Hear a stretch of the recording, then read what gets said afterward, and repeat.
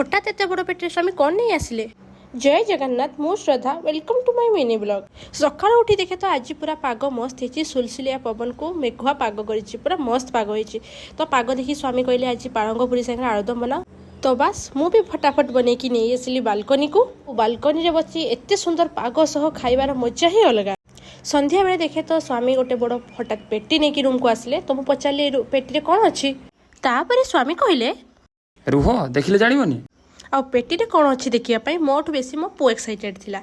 आ पेटी खोली देखे तो पेटी भितर आंब, लिचु, आचार आ अंगूर बाहरिला।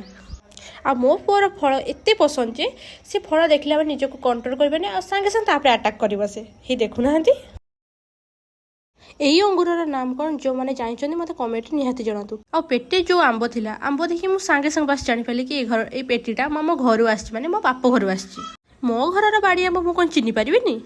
हेले कौन हम जे मोर एत आंब पसंद नुह, हेले मो स्वामी आंब बहुत ही पसंद।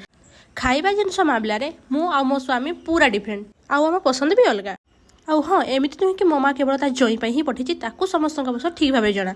तो से से मोर प्रिय बोली लिचु मो पठेची। आ मो पुओ को अंगूर बहुत पसंद बोली सी मो पुओ अंगूर पठेची।